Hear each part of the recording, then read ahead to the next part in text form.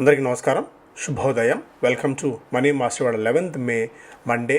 International మార్కెట్స్లో performance, మన markets మీద ఇంపాక్ట్, ఇవన్నీ కూడా మనం మాట్లాడుకుందాం.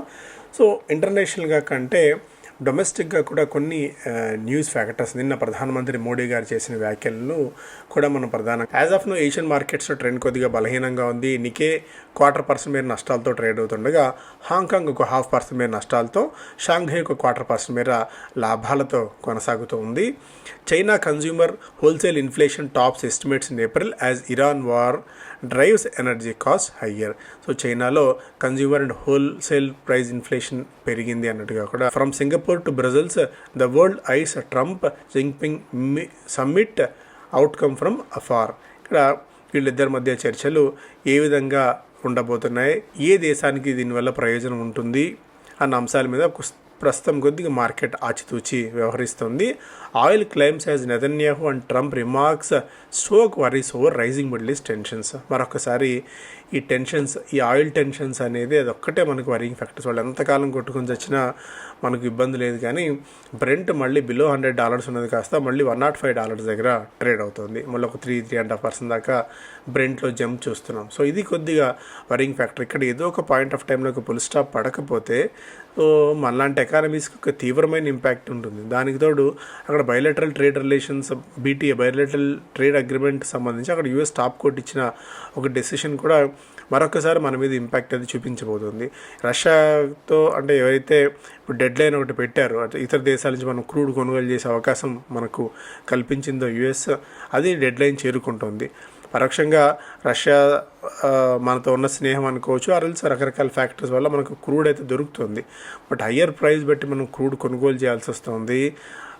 సో ఇవన్నీ కొద్దిగా వరింగ్ ఫ్యాక్టర్స్. అందుకే నిన్న ప్రధానమంత్రి మోడీ గారు క్రూడ్ ఎనర్జీ కన్జంప్షన్ తగ్గించండి, మన రూపాయి స్థిరపడడానికి ఉన్న మార్గాలన్నీ, వీలైతే బంగారం కొనుగోలు తగ్గించండి, ఏడాది పాటు ఇతర దేశాలకు వెళ్ళే ప్రయాణాలు తగ్గించండి, ఇతర దేశాల్లో డెస్టినేషన్ వెడ్డింగ్స్ లాంటివి తగ్గించుకోండి, ఇలాంటివన్నీ ఆయన సలహాలు సూచనలు ఇచ్చారంటే అట్లీస్ట్ ఏడాది పాటు మనం కొద్దిగా బలంగా నిలబడగలిగితే ఇంపోర్ట్ బిల్ తగ్గించుకోగలం. ఇంపోర్ట్ బిల్ తగ్గితే మనకి ట్రేడ్ డెఫిసిట్ తగ్గుతుంది. ట్రేడ్ డెఫిసిట్ తగ్గితే అట్లీస్ట్ పరోక్షంగా రూపాయి ఏదన్నా నిలదొక్కుంటుందేమో అన్న ఒక ఆయన ఆలోచన అయితే చేశారు. బట్ ఊరికే అలా చెప్పేయడం వల్ల నిజంగా గోల్డ్ కొనుగోళ్ళు ఆపండి అంటే మన వాళ్ళు ఆపేవాళ్ళు ఎవరు ఉండరు.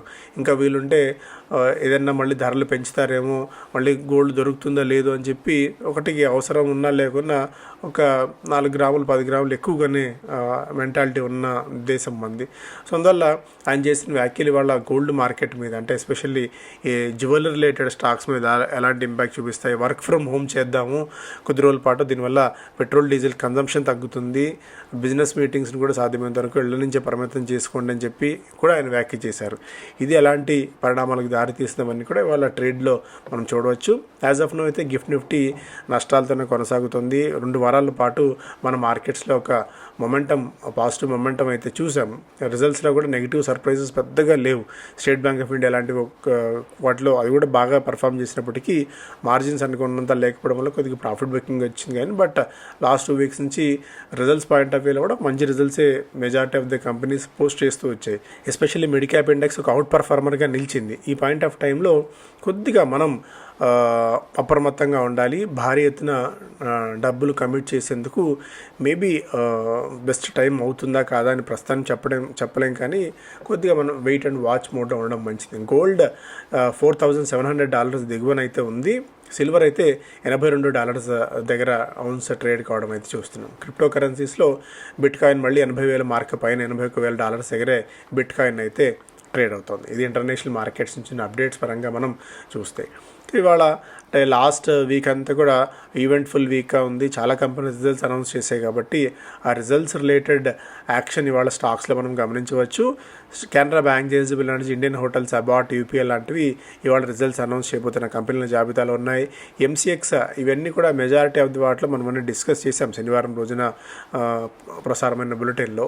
ఎంసీఎక్స్ $530 కోట్ల లాభాలు అనౌన్స్ చేసింది. 291% మేర వృద్ధి లాభాల్లో. టాటా కన్జ్యూమర్ ప్రోడక్ట్స్ లాభాలు లాభాల్లో 21% మేర వృద్ధి నమోదైంది. స్విగ్గీ నష్టాలు 800 కోట్ల రూపాయలకు పరిమితమయ్యాయి. అంతకుముందు 1000 కోట్ల రూపాయలు ఉన్న నష్టాలు. అర్బన్ కంపెనీ లాసెస్ 161 కోట్ల రూపాయలుగా ఉంది. గత ఏడాది ఇదే కాలంలో 3 కోట్ల రూపాయల లాభాలను ప్రకటించిన కంపెనీ అప్పుడు 161 కోట్ల నష్టాలను ప్రకటించింది.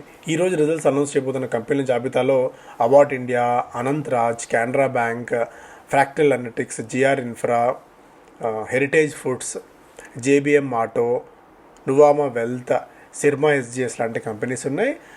హుందాయ్ అర్నింగ్స్ చూస్తే పోస్ట్ మార్కెట్ నిన్న మొన్న వచ్చిన వాటిల్లో రెవెన్యూ 5.5% మేర పెరిగింది. ప్రాఫిట్స్లో 22.2% మేర క్షీణత మనం చూసాం. 21 రూపాయల డివిడెండ్ కంపెనీ అనౌన్స్ చేసింది. జేఎస్డబ్ల్యూ ఇన్ఫ్రా రెవెన్యూ 19% మేర పెరిగింది. ఎబిట్ మార్జిన్స్ స్థిరంగా ఉన్నాయి. ప్రాఫిట్స్ 18% మేర క్షీణించాయి. ఏబీబీ రెవెన్యూ 6% మేర పెరిగింది. ఎబిట్ మార్జిన్స్ 18 నుంచి 12% దిగి వచ్చాయి. నెట్ ప్రాఫిట్ మాత్రం 4-5 రెట్లు పెరిగింది. 475 crores నుంచి 1784 crores ఇక్కడ పెరగడం అయితే చూస్తున్నాం. ప్రాఫిట్స్ విషయంలో స్ట్రీట్ ఎక్స్పెక్టేషన్స్ కంటే మంచి రిజల్ట్స్ని ఏబీబీ ఇండియా పోస్ట్ చేసింది. బాలకృష్ణ ఇండస్ట్రీస్ రెవెన్యూ 600% మేర పెరగగా మార్జిన్స్ 21.8%గా ఉన్నాయి. ప్రాఫిట్స్లో 19% మేర క్షీణత నమోదైంది. రేణుకా షుగర్స్ రెవెన్యూ 600% మేర క్షీణించింది. లాస్ 121 కోట్ల రూపాయల నష్టాలను కంపెనీ అనౌన్స్ చేసింది. 93 కోట్ల రూపాయల లాభాల నుంచి. మార్జిన్స్ కూడా 10 నుంచి 5% దిగి వచ్చాయి. E2E BSEలో డైరెక్ట్ లిస్ట్ చేసుకునేందుకు సెబీ నుంచి అనుమతి తెచ్చుకుంది E2E networks. Lemon Tree Hotels అమృత్సర్లో 50 రూముల కోసం launches. Keys Select hotel in Amritsar with 50 rooms already launch అయితే చేసింది. గ్రావిటా ఇండియా వాళ్ళ జైపూర్ రీసైక్లింగ్ యూనిట్లో 30 కోట్ల రూపాయలు పెట్టుబడులు పెట్టబోతున్నట్టు వెల్లడించింది. జీనా సీకో లైఫ్ కేర్ 24 కోట్ల రూపాయల వాళ్ళ పాటియాలాలో ఉన్న ల్యాండ్ని విక్రయించేందుకు అనుమతి తెచ్చుకుంది. టెక్స్మ్యాకరైల్ హిందాల్కో ఇండస్ట్రీస్ నుంచి 28 కోట్ల రూపాయల మేర ఒక ఆర్డర్ని తెచ్చుకుంది. PB Fintech arm gets SEBI nod as stock broker on NSC in debt segment. So debt సెగ్మెంట్లో స్టాక్ బ్రోకర్గా వ్యవహరించేందుకు సెబీ నుంచి అనుమతి తెచ్చుకుంది PB Fintech. Modi calls for pandemic era austerity drive. ఇంతకుముందు కూడా మనం మాట్లాడుకున్నాం. ఇంతసేపు కూడా urges forex savings by avoiding non essential gold purchases, cutting fuel and fertiliser usage. Jio IPO set to be fully fresh funding, no OFS. Offer for sale ద్వారా existing వాళ్ళకి నిధుల తీసుకొని ఎగ్జిట్ కాకుండా తీసుకున్న డబ్బులు మొత్తం కూడా ఫ్రెష్ ఫండింగ్ మాత్రం ఉండబోతోంది అని చెప్పి జియో నుంచి ఒక అప్డేట్ అయితే చూస్తున్నాం. Reliance changing issue structure after differences on pricing with share holders. Turning 70 in November, Noel gears up to retire from Tata company boards. So Noel Tata గారు 70 సంవత్సరాలు వస్తున్న తరుణంలో ఆయన వివిధ బోర్డ్స్ నుంచి వైదొలిగేందుకు ప్రయత్నాలు చేస్తున్నారు. దానికి తగ్గట్టు స్ట్రాటజీ డివైడ్ చేస్తున్నారు అన్నట్టుగా కూడా ఒక news. India clears path for big funds to bid directly for road projects. Big lenders seek dynamic caps to net open positions. So ఇవన్నీ ఇన్స్టెంట్ హౌస్ హెల్ప్ ఇది ఒక మేజర్ న్యూస్గా చూడవచ్చు. సో గత నెలలో మనకి ఈ 3 కంపెనీస్ అంటే ఇప్పుడున్న దీనిలో అర్బన్ కంపెనీ, స్నాబిట్, ప్రోంటో ఈ హెల్పర్స్ని లేబర్ హెల్ప్ని ఇచ్చే 3 కంపెనీస్ లాస్ట్ నెలలో 33 లక్షల మందిని ఎంగేజ్ చేశాయి బిజినెస్లో. ఈ దీనిలో అంటే 33 లక్షల ఆర్డర్స్ వచ్చాయి వాళ్లకు అని చెప్పి. అంటే ఇది ఎంత లిప్స్ అండ్ బౌన్స్ పెరగబోతుందో మనం అర్థం చేసుకోవచ్చు ఈ సెగ్మెంట్లో. కాకపోతే ఇప్పుడు ప్రస్తుతానికి కంపెనీస్ అన్ని కూడా క్యాష్ బర్న్ చేస్తున్నాయి without any doubt. Instant house help అనేది రాబోయే రోజులు చాలా పెద్ద మార్కెట్గా అయితే ఉండబోతుంది. బికాజ్ ఇప్పుడు ఈ సర్వీస్ రిలేటెడ్ సెగ్మెంట్ అనేది చాలా పెద్ద మార్కెట్. అండ్ దీనితో లేబర్ షార్టేజ్ కూడా బాగా ఉంది, స్కిల్డ్ లేబర్ షార్టేజ్ బాగా ఉంది కాబట్టి సో ఇదొక పెద్ద బిజినెస్కి అయితే ఉండబోతోంది. అందువల్ల మొన్న అర్బన్ కంపెనీకి ఈ బిజినెస్ నుంచి నెగిటివ్నెస్ కొద్దిగా నష్టాలు అయితే మూటగట్టుకుంది. బట్ మేబీ ఒక బ్రేక్అవుట్ లాంటి సినారియో వస్తే అంటే ఇన్ టర్మ్స్ ఆఫ్ ఈ బిజినెస్లో బాగా అడిక్ట్ చేసి మనకి తెలిసిందే బాగా అడిక్షన్ లాగా అయ్యి మనం ఏ పనులు చేసుకోలేని స్థితికి వచ్చిన తర్వాత ధరలు అనూహ్యంగా మనం అందుకోలేని ఎత్తుకు పెరిగితే అప్పుడు ఒక బిజినెస్ మోడల్ దీనికి వర్కౌట్ అవుతుంది. Under tone bullish but Nifty faces resistance at 24,600. ఇక్కడ నిఫ్టీ ఒక టైట్ రేంజ్లో స్టకప్ అయిపోయింది, ఒక టైట్ బ్యాండ్లో 24,600 రెసిస్టెన్స్ అండ్ 23,800 సపోర్ట్ లెవెల్గా ఉండబోతోంది. ట్రేడర్స్ మేజర్గా ఒక డెసిసివ్ బ్రేక్అవుట్ ఏదో అప్ సైడ్ కానీ డౌన్ సైడ్ కానీ అవాయిడ్ చేస్తున్నారు అనేది majority of the broking companies అంచనా. Analysts highlighted mixed signals as the broader bullish structure remains intact while repeated hurdles and heavy call writing keep sentiment cautious. So మేజర్గా crude ఒకటే ఒక villain పాత్ర పోషిస్తుంది ప్రస్తుతానికి, అండ్ రూపీ. ఈ రెండు negative factors అయితే మన మార్కెట్స్ని ఇప్పుడు డిసైడింగ్ ఫ్యాక్టర్గా అయితే ఉన్నాయి.